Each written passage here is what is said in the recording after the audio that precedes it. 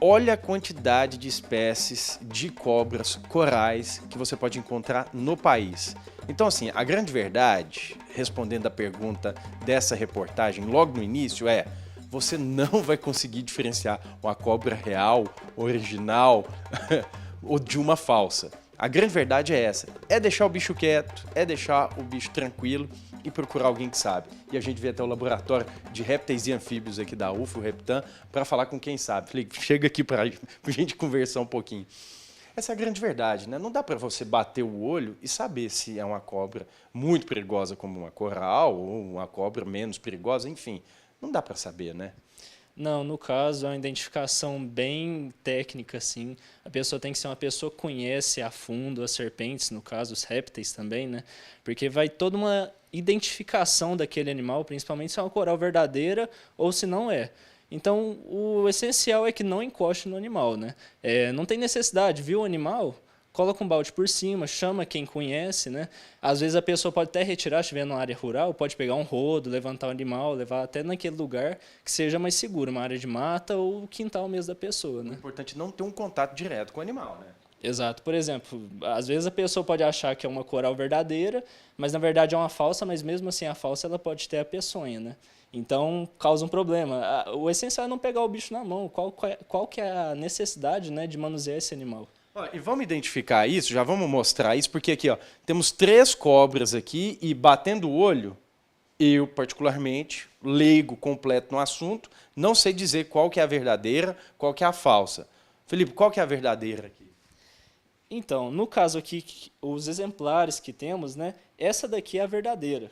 Essa daqui ela é do gênero Micrurus, né? É uma família das corais verdadeiras. No Triângulo Mineiro nós temos cerca de 3 espécies. Então, no caso, essa daqui é uma verdadeira. A identificação dela é muito complicada. Então, por exemplo, aqui você vai ver que os padrões são bem próximos. Olha só, você tem 3 anéis pretos e 2 anéis brancos entre os pretos, né?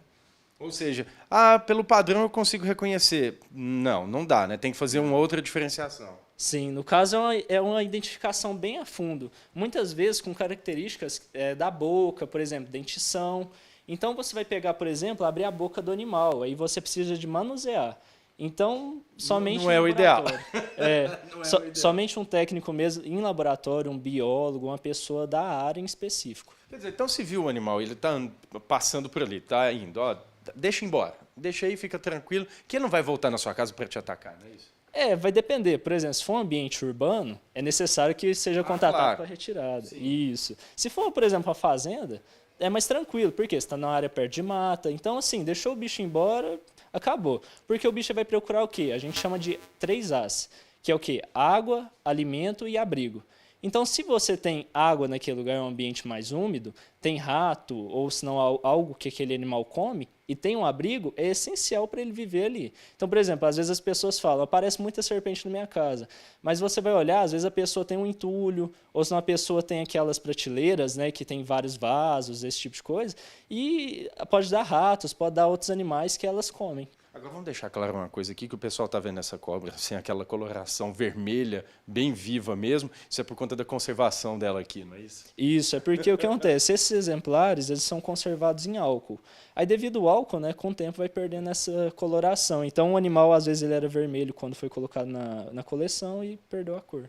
Ó, eu comecei a reportagem mostrando esse cartaz, né, com a variedade de cobras corais que a gente tem no país, mas não são todas que estão aqui, né, Nicolás, na nossa região. Quais são mais comuns aqui na região do Triângulo, enfim, Minas Gerais? Então, aqui temos principalmente 3 espécies de micrurus, né, que seria o gênero de corais verdadeiras presentes aqui. Temos micrurus carvalhoi, frontalis e coralinos, essas são as 3 espécies que podemos encontrar aqui na região. Eu posso dizer que a cobra coral, ela é perigosa? Ela traz um risco para a pessoa? Sim, podemos dizer que ela é perigosa pela potência e as características da peçonha que ele tem, né? Uma peçonha neurotóxica, né? E que de fato são as mais peçonhentas da fauna brasileira. Então, sim. Agora, o ataque dela é tão efetivo quanto de outras cobras também? Não, e aí é que está a diferença, né? Vamos olhar aqui nesses modelos. Isso aqui seria uma um modelo de jararaca, de cascavel também, podemos ver já uma diferença grande nas presas, né? Essas são as presas que utiliza para a inoculação da peçonha, né? A jararaca tem a capacidade de projetar as presas para frente, então eles de fato picam, né? Quando eles vão atacar uma presa, por exemplo. Já as corais, elas têm uma capacidade de abertura da boca muito menor que uma jararaca, né? As presas estão na frente, porém são bem pequeninhas, e elas são fixas, não são móveis que nem nesses viperídeos, né? Então, quando pensamos onde e como elas vão morder, né? No caso da coral, tem que ser em locais bem pequenos, né? Na mão, nos dedos, ou em crianças, por exemplo, que o corpo delas é menor, né? Então, o risco de sofrer um acidente ofídico com coral é muito menor, né? Além do comportamento que elas têm, né? As corais são animais um pouco mais tímidos, são semifossoriais, então elas vão ficar mais escondidas, vão procurar fugir instantaneamente ante a presença de uma pessoa.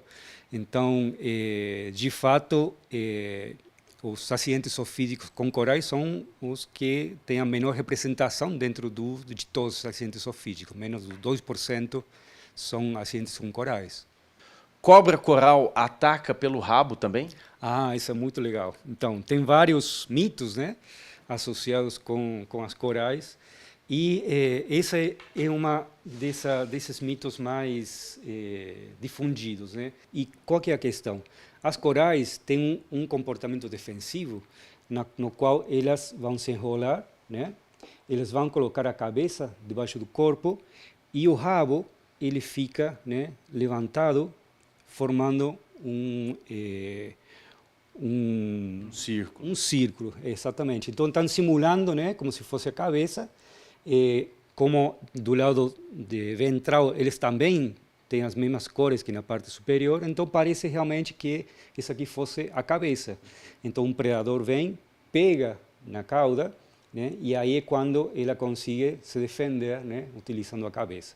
Essa aqui é uma falsa coral, então simplesmente para mostrar, né, o comportamento. As falsas corais também imitam o comportamento das corais verdadeiras, então esse comportamento tampouco é uma forma de identificar as corais verdadeiras, né? As corais falsas também vão imitar o comportamento das corais verdadeiras.